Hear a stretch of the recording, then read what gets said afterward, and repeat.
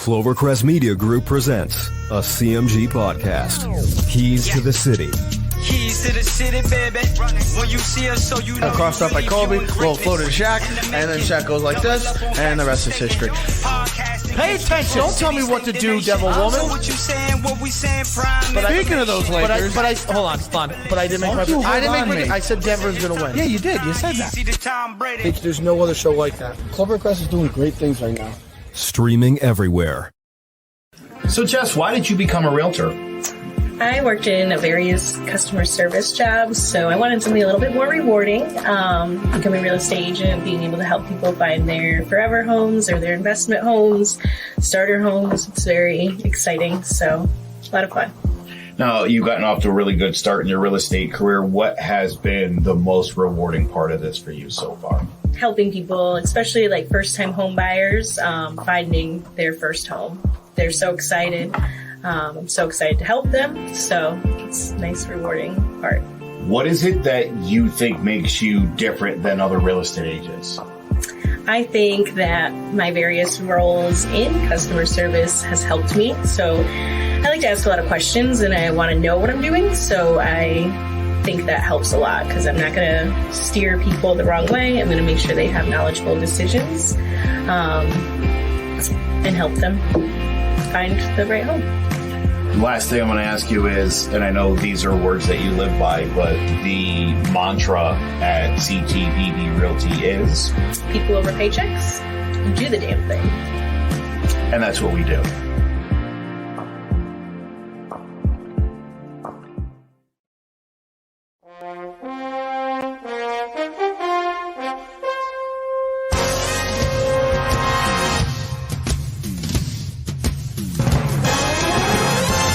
The Giants are running New York like the Times as Danny is dropping all sorts of dimes. Saquon's thighs are ruining defenses' lives and Leonard Williams making opposing QBs feel him. Receivers think it's scary to line up across James Bradbury, and the Giants have a bright future led by Coach Judge, Jury, and Executioner. Tune in to Drawing About the GMen every Wednesday at 6, live on Facebook, YouTube, and Twitch.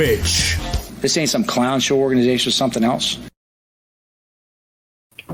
Hello, ladies and gentlemen. Welcome to Drawing About the GMen, the Giants football podcast. I'm Big Chase, joined by Sean Scanlon and King Zay. What's going on, guys? No Joe today. He's got to work. But, Zay, PTSD, bro. how are you surprised? We just got through the season. Why do we have to relive this so early? Like that was last week's intro too. Why are you so surprised? I must have been late. Oh, that was heartbreaking. Dude, yeah. But so now, I mean, we got meaningful football to talk about. So we'll keep the Giants. Big shout out to Hector there. Keep your heads up. Yeah, maybe. Let's just hope. Right GM, right head coach. Put us back on the right path. But last week we talked about what head coaches we want. But we got to milk the Giants as much as we can because, I mean, we got a little bit because we do have meaningful football to talk about. So last week we talked about who are the coaches going to be. Now we got who should the new GM go after. Who should they get rid of? What big roster moves should the new GM take as soon as they get their job to put the Giants in the right direction? Sean, what do you got? Yeah, so I did a little research before the show with all the salaries and who's going to be a free agent, who's not going to be a free agent coming into this year for the Giants. So put myself a little list together for the guys that I would cut right away, and it's going to save us about $15 million. So I'm cutting Sterling Shepard. I know we've talked a lot about Sterling Shepard in the show. I love Sterling Shepard because he reminds me of the days when the Giants were good. He's the longest tenured Giant. He was on the last playoff team. But and I love when he's on the field. Problem is, the last 3 seasons he has not been on the field. He gets injured a lot. I think he's got a good chemistry with Daniel Jones, but it kind of hurts when he's not on the field. So that's a big contract for a slot receiver that doesn't give you much production. So Get rid of him. That saves about $4.5 million. Kyle Rudolph, it saves you about $5 million. He can kick rocks. He can get out the door.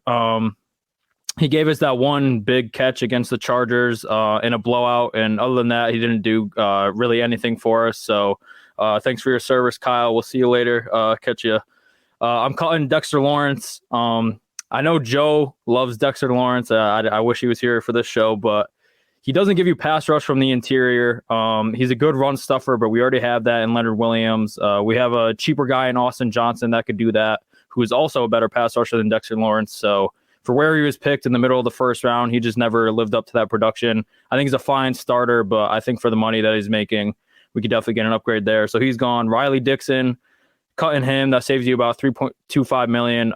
He was a terrible punter this year. Graham Gano did a good job with his leg, but Riley Dixon did not. And if you could save $3 million, I mean, that's a lot of money just to get rid of a punter. You could definitely find someone else to replace him for cheap as a punter. So he's gone. O'Shane Zimenez, I'm cutting. That saved you about a little over $1 million. Never panned out as a third-round pick. We have some good young pass rushers in Ojulari, Quincy Roche, Lorenzo Carter if we bring him back. So O'Shane Zimenez, I think he's got to go. And then I'm cutting Darius Slayton.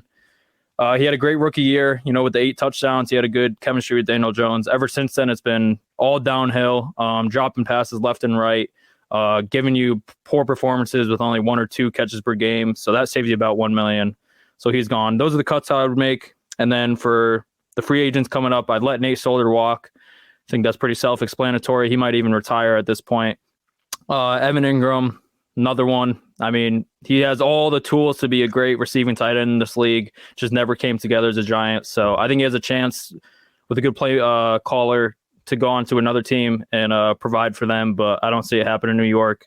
Jabril Peppers, this one might come as a surprise, but I think we have some good young safeties, and obviously Xavier McKinney, Julian Love stepped up this year and a role at safety, and then we also have Logan Ryan, the veteran. So for a guy who's not great in coverage, I think he's a great he's great against the run as a safety. I think he could be more of like a linebacker, similar to a Landon Collins or a Jamal Adams type, but I don't want to bring him back for a huge contract, especially when he struggles in coverage. So that'd be the big surprise. Then Will Hernandez had a good rookie year, but after that, he's been terrible. The only thing he does good is getting guys' faces when there's a late hit or something on the quarterback. But most of the time, he's the one that gives up the sack, and then he gets in their face. So if you didn't give up the sack because you're terrible in pass coverage, you wouldn't have to get in the guy's face and act like a big, tough guy. So Will Hernandez, I've had enough of him. He can go. And the only 2 free agents I would bring back from this team is Austin Johnson, like I mentioned. You could bring him back for cheap. He's a good run stuffer, and he gives you some pass rush on third downs. And then Lorenzo Carter, I know a lot of people aren't big fans of Lorenzo Carter, but he really showed up at the end of the season this year. You can't get enough pass rushers, and, he was coming off a torn Achilles from last year. I think he finally picked it up when he got healthy. So I still see something in Zoe Carter. I wouldn't bring him back for a huge contract, obviously, but I think he could help in the pass rush department. So I know that was a lot to take in, but if I was general manager Sean Scanlon for the New York Giants, those are the moves I would make, and I hope it's kind of similar to that, where for whoever comes in, if it's Joe Shane, Ryan Poles, or Adam Peters, those are the 3 finalists for the general manager candidacy. And I don't think they're going to be good picks, so I hope they take my advice, though. Yeah, I mean, I like all those moves for the most part. Zay, I mean, I know you agree with that Shep move, but what other moves would you like? I kind of agree with everything General Manager Sean said. Heck, Sean should probably throw his name in the General Manager candidacy, actually, the way he sounded. John Mara never asked, but I'm here if he wants me. I was impressed. That was impressive, my friend. That was impressive. I respect what you did there. But thank you. I think, like I said, I agree with everything Sean said. For me, I think it comes down more to whoever General Manager is, allowing him the freedom to do these things. I think there are great things. Like, I think there are quarterback targets we can go after. I think Jimmy G will be a great target to go after. I think Russell Wilson is still realistic, and I still would take a shot out in Deshaun Watson, even though everyone has their issues with him. He's still a great player. He's still very young. So there are tons of moves that can be made by this team. It's if Mr. Steve Tisch, John Mara is going to allow this guy to make these moves. We've seen the Giants be in these positions where they've had great cap and great, draft amount of draft picks, and make terrible moves. And I think a lot of that comes into John Mara and Tisch adding in their 2 cents into the decisions. Because I don't think Daniel Jones was an actual decision solely made by the GM. I think that was also input from the Maras, knowing that connection to him being in the Manning camp and being, connected to the head coach down there, UNC, and all that other stuff with the Peyton Manning and whatnot. I think there was a lot of input there. I think if they can step aside and allow this new guy to do what he can do, I think that's when the real general manager will really have an advantage. But I don't really think it matters until they really step aside, honestly. Yeah, I mean, yeah, Sean, you talked about that a couple of weeks ago. For you got after John Mara, like it's tough with so much. I mean, the Giants every couple of years, I feel like there's always that one pick. You're like, what are you doing? Like, what's going on? That makes you scratch your head. And Gettleman did get a lot of that blame, but also, yeah, Mara probably deserves a lot of that blame as well. I agree with you, Zay, that the new GM needs to have these freedoms because it might be hard. You don't want to be the Cowboys, right? I mean, maybe. I think the people making, decisions to give medium Pepsis out when you can obviously give out large Pepsis at your games. I don't think they should be making the personnel decisions on the team. I don't think they have a good understanding of good decisions. But I mean, I'm not a team owner. Look, I'm just a guy commentating like you guys. We're just talking crap. Yeah. Well, yeah, I think the owners realize that too, because this is the first time where they're not interviewing guys from within the organization since I think 1979. So it's been over 40 years since they've done this. They brought guys from outside organizations, a lot of good teams too. The 3 guys I mentioned, who are the candidates, are from the Bills, the Niners, and the Chiefs, who have all been contenders over the past 4 or 5 years. They built up good organizations with the teams we're with. So I think John Mara and Steve Tisch finally realized that, we can't stick to our old ways. Football is evolving. We have to evolve with the times. And I commend them for that because they're usually just interviewing people they're familiar with or family, friends, people like that. But they're finally stepping outside the organization, which, gives us hope that, maybe the Giants are actually stepping in the right direction here. Like Zay said, I think they're going to give more power to the GM because usually they have their 2 cents to throw in. But if they actually let a guy come in and rebuild it the way that he wants to, because, he's got the credibility to do that, I think it definitely helps us out. So I think the owner stepping aside, let the GM and the new head coach do it, is definitely a good sign for the Giants moving forward. Yeah, only time will tell. And I have a feeling that some wheels will start turning and we'll start to figure out, or we'll have some news within the next 2 weeks about what the future is going to hold for the Giants. Who will be the new GM? Who will be the new head coach? But I think by next week we'll have our GM at least. Maybe not the head coach, but I assume that our new general manager will be hired by the next time we do the show. Yeah, probably. I agree with that. Yeah, but it's just a scary thought. Who it's going to be? It's really, yeah. It's a fragile fan base right now. We can't afford much disappointment after this. No, yeah, and also, I mean, there's, like we just talked about, there's going to be a lot of movement as soon as whoever this new GM is gets in the door. They're going to want everything done their way, and I wouldn't be surprised. I mean, Evan Ingram's gone. That Pro Bowl is ridiculous. I think Daniel Jones is gone too. I think that's why he was at the not right away. I think that's why he was at the Joe Judge going away party. Look, man, I'm telling you, if you're the next head coach and the next GM, you gotta understand my career is based on the results of this team. I'm not going to want to put it in the hands of the guy who was from the last regime, who I didn't pick. Daniel Jones isn't my guy. No, but want to run with their guy. I just feel like whatever they want to do moving forward, they want to do it, with their guys. That way, if they lose on their own. Yeah. And I don't think Daniel Jones will be here. I'm sorry. I don't think he's that good. No, I don't necessarily disagree with that. But I think regardless, this next year is a rebuilding year. There's no QB you're going to want in the draft. I think the next GM is just going to want to see what his head coach can do with what's out there.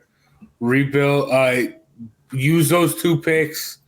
I hope that's just O-line, just build up the O-line. Get an edge guy maybe, but definitely at least one O-lineman definitely is in need. That's what you need. And no QBs. I think just wait that year because, the Giants sucked this last year.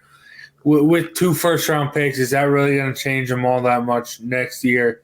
You're still going to have a high draft pick probably within top 10. That's where you can get your QB if you're the new GM. That's one thing I don't want. Don't be – I wouldn't go that far. That's a little dramatic. I think that's a little dramatic. I think you rate the right move. You need to rebuild. You need to start It's not going to something. happen. I keep telling you, this is New York. It's not going to happen. What's going to happen is going to be the quick fix, and that's what's just how you're going to love it. That's just – no one is going to wait around for that. It's just not going to happen. They're going to find – We've been waiting around for 5 years. I think you could wait for 1 year. I understand. I'm just telling you. I just don't think a quick fix trade for like a Russell Wilson or Deshaun Watson. I don't necessarily think that's gonna. Maybe that might put us where the Eagles are now, or maybe up with the the Cowboys. But I still think no. Listen. I'm not. I think the Giants, if maybe like a Russell Wilson or Watson or someone through a trade, Jimmy G, you mentioned earlier, Zay, something like that, you get that quarterback. I don't think the best the Giants will do is the Cowboys with that, this quick fix stuff. Get to you'll take 10 you'll take 10 7. You'll take 10 but wins get right to now. the play and then just lose. Like you can do great in the NFC. Joe would take it. We've heard Joe say that many times. He prefer have winning seasons. I know, but if you want the Giants to actually build something and get to a spot to where they can compete for a Super Bowl, you need to actually build it out and flesh it out and build a good foundation. And just a quick. I'm agreeing with you, but there's no reason why you can't bring these guys in. Still try to, and if you bring a Russell Wilson in, realistically, if he was I don't know if it's going to happen, but if it were to happen, he instantly makes that offense better, regardless of what the line situation is. Because then you can go out and get some linemen who don't have to be the best, but they just can be decent, and then you can have something because you have something offense, you have something defense. Then you can start finding your next quarterback to learn under Russell, and then start building that line, but you can continue to compete in your division, especially the NFC East, which is always going to be an open division. Yeah, but then you're damaging all the draft capital that you have for a quick fix. I'm saying you're satisfying your fans and you're fixing the team, and if you do it right, you could do both. I think if you pull it off right, you could do both. But the thing with that, though, Zay, is while I kind of agree with you, I do think that I just don't know. I don't like that. The quick fix stuff just isn't going to work. It's going to put them, competing for the division, just not for a Super Bowl. You need to build something up. Yeah, it's going to be like 2016 all over again. And then we're going to be right back at the bottom. We have two first. One of those picks will be required, obviously, to get Russell. If you were to do that move. And then you could get that second pick. You could get the best lineman available on the other side. And then you can go out and sign you maybe the second best center available or the second best guard available, whatever you could do. And you can start solidifying that line. But I'm saying we have seen what Russell Wilson has done on a terrible line, with a terrible defense. We've seen what he's done with these teams. The Giants have a good defense. Obviously, they need a pass rusher, but they have a good defense there. The defense's flaws is that they stay on the field too long. It isn't really that they're a bad defense. It's because the offense can't stay on the field at all. And if that offense were to go, that defense would be one of the best defenses in the league. I'd argue that. If that offense were to go. I agree with you. I agree with that, but I think it could work. I'm just saying, if the next GM comes in and makes the right moves, he can accelerate this rebuild process and still satisfy the fans. I just think it could work both ways. I think the offense would be much better, but two problems I have is that we don't have the weapons that Seattle has right now. We don't have a DK Metcalf or a Tyler Lockett. I think that's one of the best receiving duos in the league. And second of all, if you want to go out and sign a lineman, even if you draft one in the draft, we don't have any money to do it, especially if we take on Russell Wilson's contract. That's a huge contract that you have to take on. Even if you cut a bunch of guys, we still have no money to spend in free agency. And then we're stuck still with a bad interior O-line, even if you draft another tackle next to Andrew Thomas, and then we still don't have weapons. So Russell Wilson would definitely improve. You could restructure Bradbury.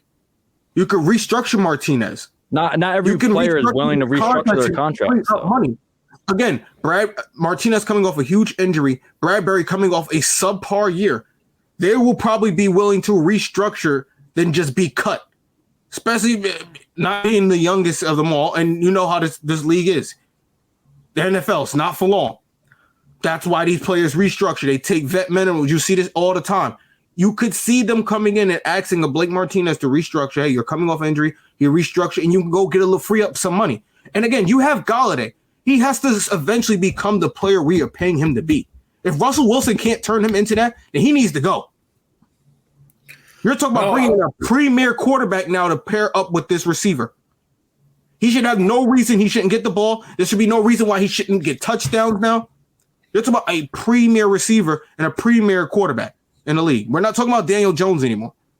No, the thing the only way that will work is, and it might, maybe the Giants' big problem was just play calling, because that was the biggest problem, at least the past couple weeks.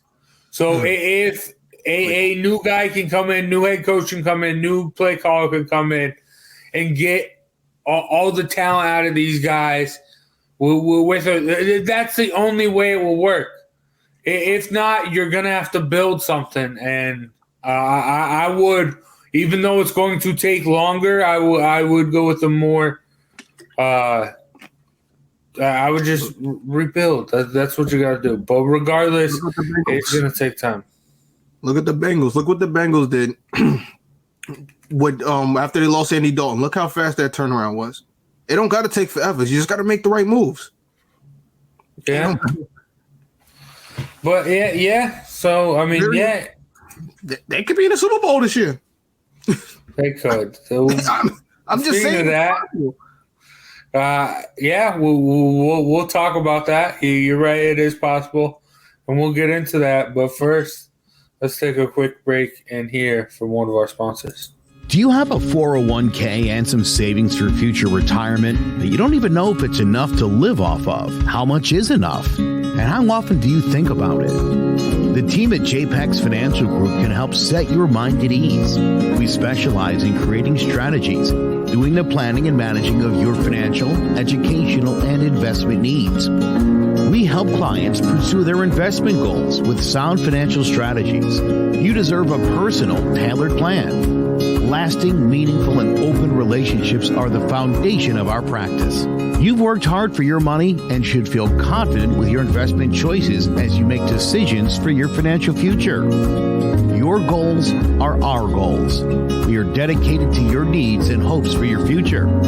Visit our website or give us a call at 860-430-5397. All right. Playoff best bets. There are our records. Sean 3-3. Zay and myself going 2-4. Just not good at this. Yeah. There's a lot of playoffs left. There is, yes. Thanks, thanks for the encouragement. You're the best. Got you, Zay. Yeah, but we'll see what happens. Let's start things off with who we were just talking about, Cincinnati Bengals going to Tennessee to take on the Titans. Derrick Henry back. Sean, what you got? I have Bengals plus 3.5. I think the Titans are going to win this game, but I think it definitely will be close. Derrick Henry coming back is huge for the Titans, and I don't think there's anyone in the Bengals defense that could stop A.J. Brown. That's what I worry about really for their defense.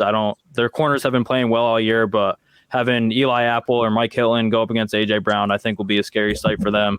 And also, I think the Titans pass rush will take advantage of the Bengals' better line. I think Harold Landry, Bud Dupree, Jeffrey Simmons, I think they'll get after Joe Burrow, give him not as much time to get the ball to his weapons. But the Bengals' offense, is inevitable that they'll be scoring points. I mean, their offense is super dynamic, but I think the Titans will do just enough to win this game. But I think it will go right down to the wire. I could see the Titans winning by a field goal. So I have the Bengals just slightly covering that spread. But it could go either way, but I think the Titans will pull it off. Threading the needle there. But yeah. What you got, Zay? We already know I'm going with this. Bengals shock the world. Give me the Bengals +3. All right. Both you guys on the Bengals. I'm gonna go with what won me best bets during the regular season. I'm gonna go the over. I knew you would. No, both these offenses really good, especially Titans with Derrick Henry back. They're going to get that run game going, make more plays for A.J. Brown.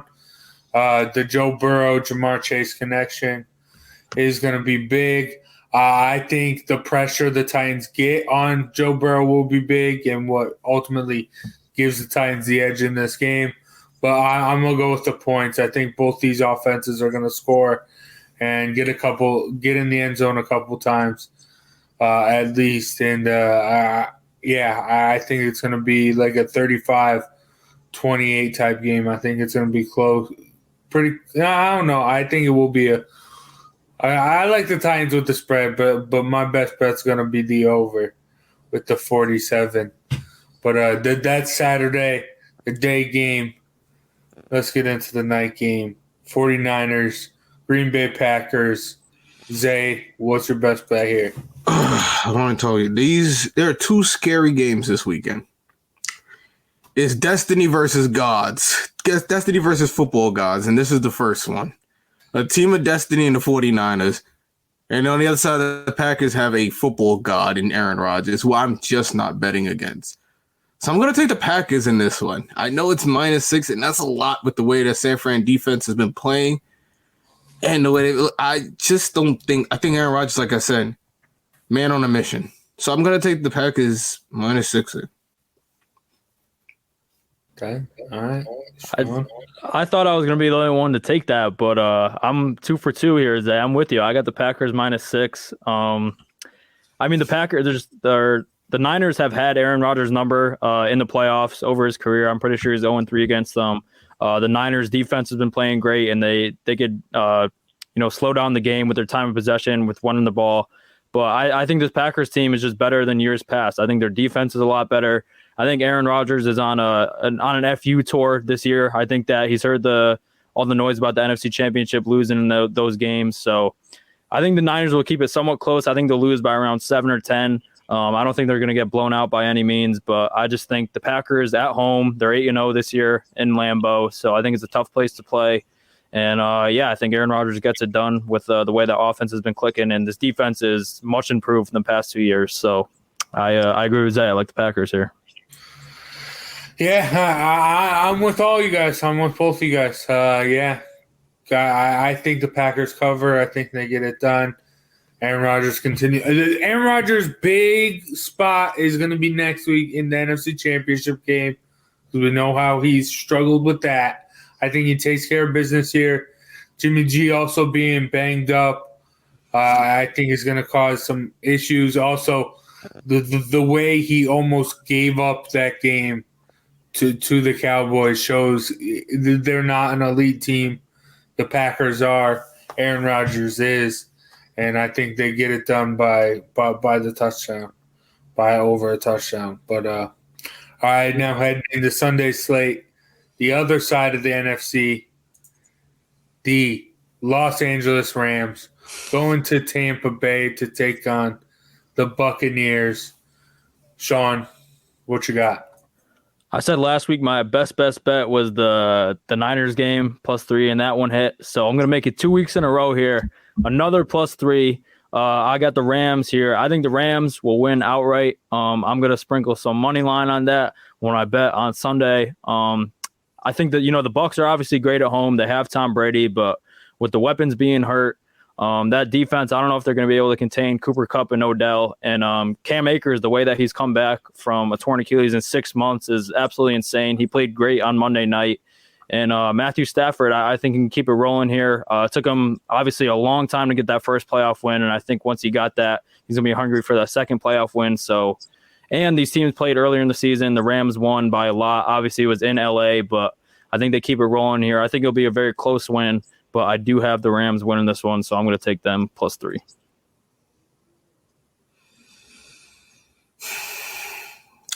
Again, I'm speechless, huh?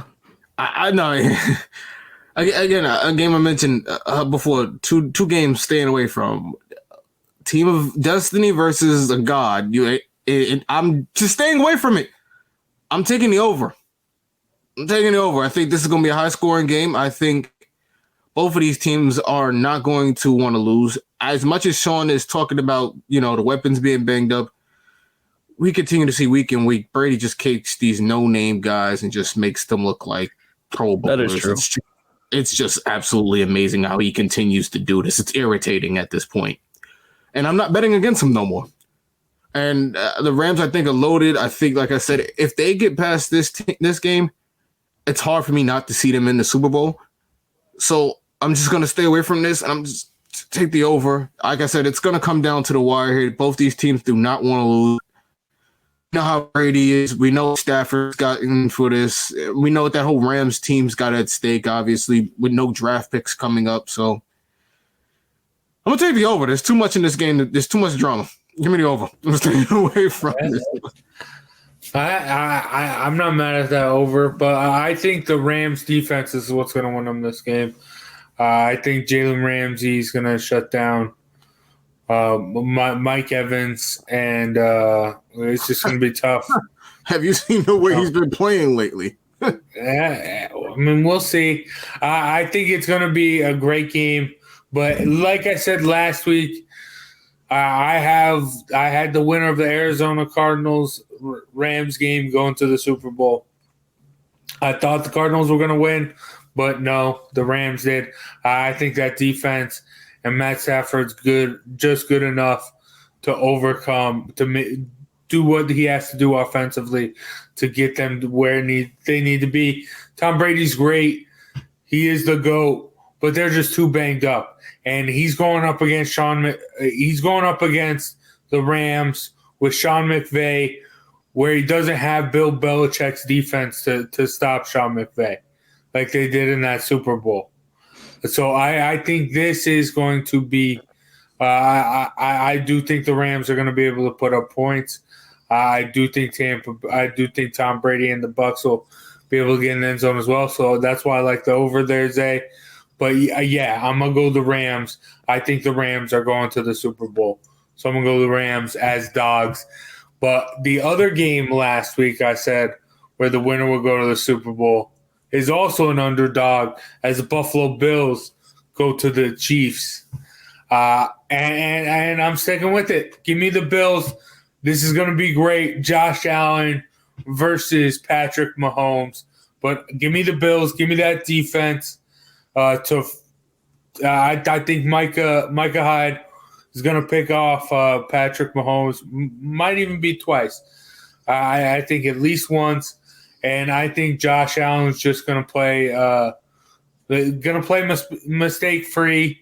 The run game's going to be questionable. I don't see any team running the football necessarily all that well, but I do think Josh Allen will outplay Patrick Mahomes and lead the Bills to the AFC Championship. Zay?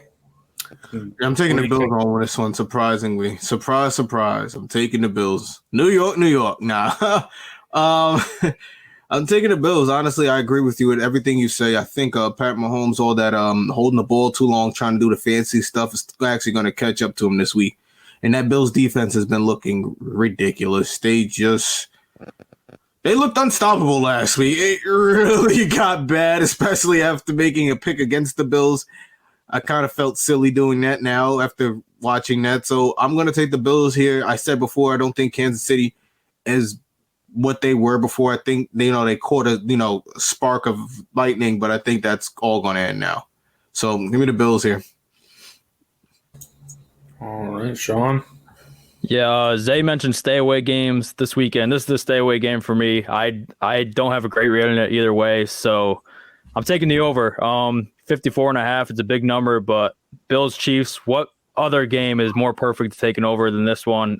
Even if the total was 70, I still might even smash the over. I want to see points in this game, and I think there will be a lot of it, especially with the two great quarterbacks in this game. So I'm just going to be rooting for the points in this one because both teams could easily make it to the Super Bowl. Both teams could easily win the Super Bowl, I think, this year. So it's going to be a great matchup. It's a shame that one of them has to lose in the divisional round, but it's going to happen. So, I'm rooting for the points in this one, over 54.5. I love it, even though that's a big number. I mean, both these teams could easily break 30. It could easily turn into a shootout. I hope we see a 31-30 great game to finish off a divisional weekend. Yeah, and then get into some real big games next week. NFC and AFC championships should be interesting. But and hopefully we'll have a new GM to talk about for the Giants next week. Maybe, but otherwise, we still haven't heard from Joe since the Giants. Have fired everyone. So there's still somewhere a ticking time bomb out there, just waiting to unleash his frustrations. Yeah, when he comes back, we're gonna have to start the show with just a Joe segment and just let him air it out. Let him do his Joe thing, his 20-minute Joe thing he does. Yeah. But all right. But for myself, Big Jace, Sean Scanlon, and King Zay, this has been John about the G-Men.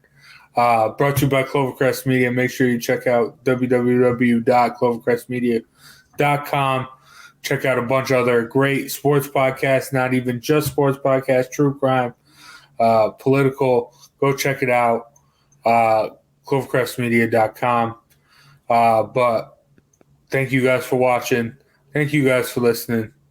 And we hope to see you next week for more John about the G-Men.